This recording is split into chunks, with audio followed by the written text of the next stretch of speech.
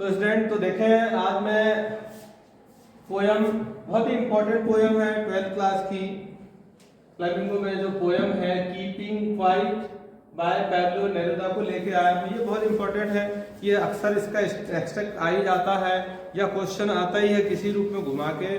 तो फ्रेंड्स और स्टूडेंट्स देखें जो बहुत ही इंपॉर्टेंट है, कुछ ही दिन बचे हुए हैं, आज 14 फरवरी हो गया, आज से 10वें दिन आपका एग्जाम होगा, अपियर होना है। तो शॉर्ट समरी, लॉन्ग एक्सप्लेनेशन नहीं है, शॉर्ट में है और कुछ हिंदी ज़्यादा यूज कर दिया हूँ क्योंकि बहुत सारे लोगों को इंग्लिश में प्रॉब्लम होती है, समझने में अंडरस्टैंडिंग होती है, तो कुछ पॉइंट्स में नोट कर दिया। इसके अकॉर्डिंग हम देखेंगे, फटाफट देखेंगे, समय को बचाना है। तो हम देखते हैं कि जो पोयम है हमें याद रखना है कीपिंग क्वाइट है और इसका जो पोएट है पैब्लो नेरुदा के द्वारा, और उसके बाद पोएट से ज्यादा डिटेल की जरूरत ही नहीं है, हमको पोयम से मतलब है ज्यादा से ज्यादा। तो Pablo Neruda urge to keeping quiet for a second. वो क्या करता है कि कीपिंग क्वाइट, लोगों को कहता है कि ये शांत रहो, कुछ देर ही शांत रहो। मतलब आपने देखा कि आज की दुनिया इतनी भागम भागी वाली है, इतना बोर्डम वाली है, तो क्या हो रहा है कि पूरा जो है उदासी, डिप्रेशन बहुत ज्यादा आ जाता है। तो इन सब बचने के लिए वो कवि कहता है कि भैया शांत रहो 24 आवर, क्योंकि हम जब प्राचीन समय में दिन में काम करता था व्यक्ति और रात में आराम करता था, अब ये 24 आवर्स मशीन चलती रहती है, मशीन युग है, मॉडर्न एज भी है, तो बढ़िया चलना और हम बिल्कुल एक रास्ते से भागे जा रहे हैं, कहाँ जाएंगे पता नहीं, ठीक है ना। जो मैन है वो बड़ा स्वार्थी हो गया है, दिन रात पैसा कमाने में, भागने में लगा हुआ है। तो ये कवि जो है ये नेचर को भी बहुत पसंद करता है, एक्चुअली नेचर कवि है, ठीक है ना। और ये बता रहा है, क्या बता रहा है कि वो आज रिक्वेस्ट कर रहा है कि भैया कुछ देर आप शांत हो जाएं, पृथ्वी का माहौल को शांत रखें, क्योंकि इतना शोर बढ़ा हुआ है, तो शोर बढ़ा है तो प्रॉब्लम क्रिएट हो रही है। अब देखते हैं सेकंड क्या करा पैरेलल लोगों से 1 सेकंड, वो कहता है भैया मैं 12 तक काउंट कर रहा हूँ और 1 सेकंड के लिए आप शांत हो जाएं। लोग शांत हो जाएं, कुछ ना बोले, कुछ हरकत न करें, सारे मशीन को बंद कर दें, फिर देखें कि पृथ्वी का कितना बढ़िया सुंदर वातावरण हो जाता है, कितना शांत वातावरण हो जाता है। तो ठीक है, तो इसलिए वो निवेदन कर रहा है पूरे वर्ल्ड के लोगों से, और वो 12 तक काउंट करता है। 12 मतलब 12 घंटे काम करना, एक्चुअली हमारे 24 आवर्स होता है, परंतु मॉर्निंग टू इवनिंग, सुबह 6 से लेकर रात शाम के 6 बजे तक, वैसे 12 घंटे हो गए, ठीक है। 12 आवर्स को कहता है भैया उतने समय में काम करें, बाकी प्रकृति को भी आराम करने दे, प्रकृति के जीवों को भी आराम करने दो, खुद भी। जैसे आपने देखा होगा हम मानव बदल गया है, मानव स्वभाव, नेचर बदल गया है, प्रकृति की जो चीजें हैं या पक्षी हैं, जानवर, एनिमल्स है, वो सुबह अर्ली मॉर्निंग उठते हैं, अपना दिन भर घूमना, खाना पीना जो भी है, उसके बाद वो शाम होते होते अपने अपने घोंसलों में, घरों में चले जाते हैं और आराम करते हैं टोटल। तो परंतु इंसान 24 आवर्स परेशान रहता है। तो ये कहता है भैया 12 तक में काउंट करो, 12 घंटे को वो इसमें इंक्लूड किया है। अब देखते हैं संसार के सभी लोग कुछ पल के लिए शांत हो जाए, वो यही कह रहा है कि पूरी दुनिया के लोग शांत हो जाएं। अब ये वर्ड यूज हुआ एन एक्सोटिक मोमेंट, मतलब अद्भुत क्षण होगा, मतलब यदि लोग शांत हो जाएंगे कुछ देर के लिए, कोई सब काम बंद कर दे, तो एक अद्भुत, एक विलक्षण क्षण होगा जो बहुत सुंदर होगा। अब वो कहता है fisherman will not harm whales in the sea, और वो निवेदन करता है कि जो फिशरमैन है, मछुआरे हैं, वो समुद्र में ना जाएं, कुछ पल के लिए रुक जाए, वो वैल मछलियां हैं, जो फिश से सबसे बड़ी मछली है, वैल मछली है, उसे नुकसान ना पहुंचाएं, ठीक है। और उसके बाद वो और लोगों से भी कहता है नमक को एकत्र करने वाले घायल हाथों को, मतलब जो समुद्र के किनारे जो लोग हैं साल्ट को बना रहे, कलेक्ट कर रहे, इकट्ठा करते करते उनके जो हाथ घायल हो जाते हैं, हाथ आपने देखा साल्ट बहुत तेज होता है, कि हाथों में बार बार लगे तो जल जाता है, क्रॉस हो जाता है, स्क्रैच आता है। तो कहता है जो घायल हाथ हैं उनको देखें, नमक जो है साल्ट इकट्ठा अपने हाथों को देखें, और क्या देखें, अपने हाथ को देखें और थोड़ा आराम करें, उस घाव को आराम करने दें, ठीक होने दें। ये हो गया। एंड उसके बाद क्या कहता है शांत का मतलब पूर्ण रूप से निष्क्रिय ना हो जाना। तो कभी ये कहता भैया 12 तक मैं गिन तो रहा हूँ, इसका मतलब ये नहीं कि सो गए आराम से 1 घंटे के लिए, नहीं, कुछ पल के लिए शांत होना, अपने मन को शांत करना, अपने आप को आराम देना, फिर आगे के काम को बढ़ाना, ताकि आपको भी एनर्जी मिले और प्रकृति भी शांत हो जाए। क्योंकि बहुत ज्यादा आपने देखा होगा एनवायरमेंट प्रॉब्लम बहुत है, उससे रिलेटेड कभी बड़ा दुखी है, दुखी मन से लोगों से अर्ज कर रहा है, निवेदन कर रहा है, सिखाने का प्रयास कर रहा है।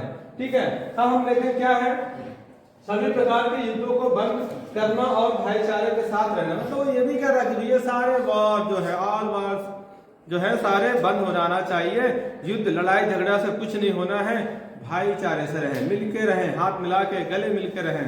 युद्ध करने से आपने देखा अभी वर्तमान में अभी जो 2 कंट्रियों में युद्ध चल रहा है, यूक्रेन और रशिया में, करीब 1 ईयर फरवरी मतलब 1 ईयर होने को आया है।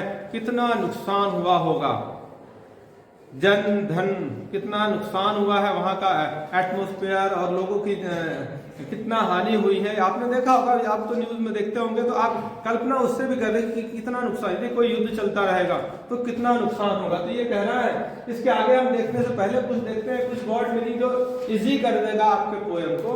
स्टिल जो एक वर्ड आया है, स्टिल मतलब शांत, चुपचाप रहना, स्टिल शांत या निश्चल रहना, कुछ मूवमेंट नहीं होना, चुपचाप खड़े रहना।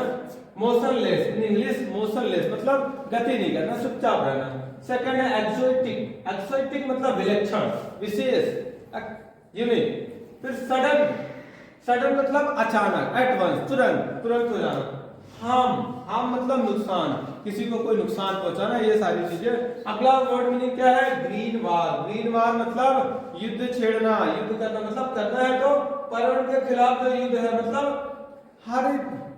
हरित क्रांति कर सकते हैं, हरा भरा पेड़ों को, पेड़ पौधों को लगाएं, जो पर्यावरण है, जो प्रदूषण फैलाए हैं उसके खिलाफ हम यूज करें। इनएक्टिविटी मतलब डूइंग नथिंग, कुछ ना, इनएक्टिविटी मतलब डूइंग नथिंग, कुछ नहीं करना, मतलब बैठे रहना, कुछ देर बैठे रहना। तो आपने देखा, इसके आगे भी थोड़ा और देखते हैं आगे का, चलिए देखते हैं आगे और थोड़ा सा पॉइंट्स है।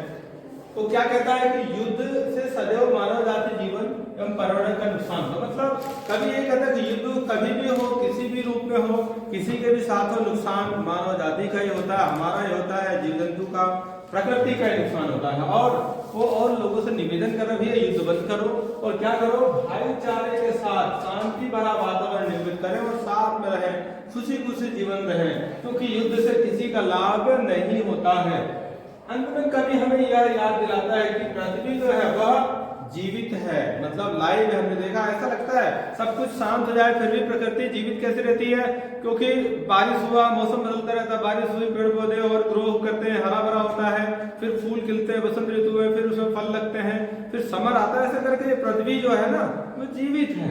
तो ये हमें पता है और हमें पृथ्वी से जीवन जीने की कला, कभी कहता हमें उनसे जीवन जीने की कला भी सीखना है कि कैसे हमें जीवन जीना चाहिए। ये पृथ्वी सबसे बड़ा टीचर पृथ्वी है, पृथ्वी नेचर की तरफ देखिए, आप सब सीख जाएंगे।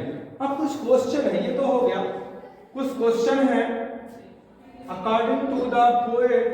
देखते हैं, पहला कॉमन क्वेश्चन है, ये इसी से रिलेटेड क्वेश्चन आएंगे, आंसर आप लोगों ने लर्न किया होगा या नहीं किए होंगे तो जो ये किए होंगे उसको रिवाइज कर लेंगे। जैसे क्या कह रहा है ये, according to the poet what is it that human being can learn from nature, मतलब पोएट के आधार पे हमें ऐसा मानव के रूप में हमें पृथ्वी से क्या सीखना चाहिए, नेचर से हमें क्या सीखना चाहिए, ये क्वेश्चन है।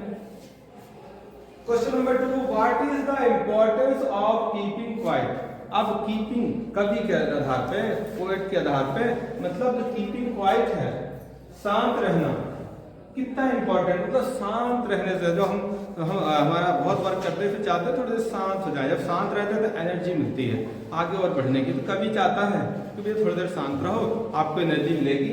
ये सेकंड क्वेश्चन भी इसी इंपॉर्टेंट है और इसी से मिलते जुलते आपको क्वेश्चन आएंगे, तो मैं आपको क्वेश्चन के बारे में बता दे रहा हूँ। नंबर 3 क्या है, what is poet urge to the people in this poem keeping quiet, मतलब वो अर्ज क्या कर रहा है, भैया मैं 12 तक काउंट करूंगा, आप शांत हो जाना, आप शांत हो जाना, थोड़ी देर फिर मैं चले जाऊंगा। वो सबको यही दिखा, इस निवेदन कर रहा है कि 1 to 12 काउंट करूं और शांत रहे, ना हाथ पैर हिलाएं, ना कोई मशीन चलाएं, ना कोई कुछ बोले, शांत रहे, पूरा वातावरण को, पूरे वर्ल्ड को शांत रखे कुछ पल के लिए। फिर देखो वो इतना अच्छा महत्वपूर्ण घड़ी आ जाएगी जो हमें अच्छा लगेगा। तो कुछ क्वेश्चन हो गया, कुछ क्वेश्चन का भी और देखते हैं इसके बाद।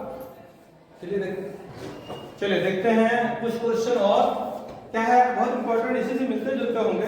तो क्या कहना है, ये तो कॉमन क्वेश्चन हो गया, ये कॉमन है, इसको आप याद कर लें। ये आएगा तो यही लिखना है और कुछ नहीं लिखना है। What is the rhyming scheme use in the poem keeping quite. Extract में पूछ लेता है तो इसमें राइमिंग स्कीम जो होता है तुकबंदी, जो पोएम के आखिरी में तुक लगाते हैं ना, आखिरी में मेज खाता है, तो जो राइमिंग स्कीम इसमें नहीं है। तो keeping quiet poem is written in free verse, मतलब फ्री वर्स में है, मुक्त छंद में लिखा हुआ है, उसमें कोई तुकबंदी नहीं है। अब हम क्वेश्चन नंबर 5 देखते हैं। What are the poetic devices used in the poem keeping quiet. इसमें कॉमन क्वेश्चन पूछ ही लेता है, ठीक है। तो इसमें क्या है, इमेजरी, कल्पना की गई है, रिपीटिशन, रिपीट किया गया वर्डों को, एलिट्रेशन है, बार बार सेम शब्दों को यही यूज किया।